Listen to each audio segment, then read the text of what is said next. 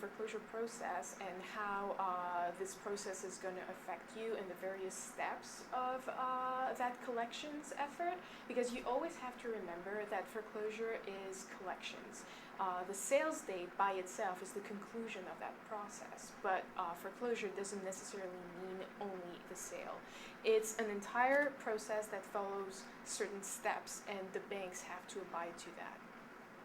So basically, the foreclosure will technically start as soon as you're missing payments on your mortgage. Typically, the banks will wait 3 months, three missed payments before they actually start the foreclosure. Please note that this may start before 3 missed payments, or this may start long after 3 missed payments. The banks will do whatever they want. They choose how to collect on their debt.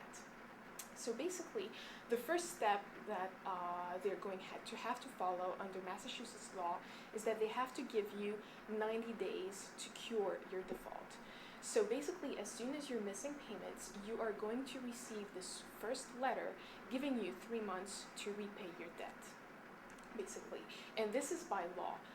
The thing is with this letter is that you're going to be receiving one every 5 years. So if you have been defaulting on your mortgage before in the previous 5 years, and you have received this letter once before but there was no foreclosure because you cured your default, you're not going to be receiving that letter a second time. But let's assume that it's the first time you have a problem and you're missing your payments, and so they have to give you this letter giving you 3 months. If you have not cured your default within these 3 months, this is basically when you are in foreclosure status. This is when the bank is going to start being aggressive about collecting their debt. Right then and after you have not paid that debt, you receive another letter from the land court. You have to know that Massachusetts is a non-judiciary state, so the bank does not have to go to court to foreclose on you, but nevertheless, they still have to protect some people. And that is under a law that is called Service Members Civil Relief Act. This law protects military and active duty and sailors. So if any of you are in active military duty or sailors, you are deployed abroad, or you work on a military base, you can benefit from this protection. But if you're not in this category, that letter is not for you. The bank will basically only send it to make sure that if any of their borrowers who is defaulting can benefit from that protection, he will get it. So basically, they're sending it to everyone, even if you're not in this category.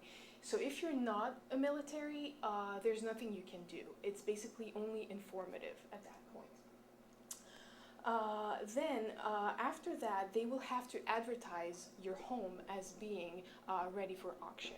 It's called classified advertisement, and your home must be listed for at least 3 weeks before the actual auction happens. Then you will receive a letter from the foreclosing attorney. That foreclosing attorney is hired by the bank, and the auction date notice that he's going to send you must be sent 4 days at least prior to the auction. At that point, if you have a sales date that is programmed for your home, we can assist you in possibly getting an extension of that date. We can call the Division of Banks, who will in turn call your lender and request that the banks gives you an additional month or 2, it can be 30 or 60 days, for you to work with a nonprofit organization into possibly getting a loan workout. If your house actually goes to the auction, because unfortunately these things happen and people get foreclosed upon, if that happens and you stay in your home after the foreclosure, there are agencies that can help you in possibly negotiating with your bank to stay a little longer and get a little bit additional time so that you don't have to move within the 48 hours like some notices will sometimes make you believe.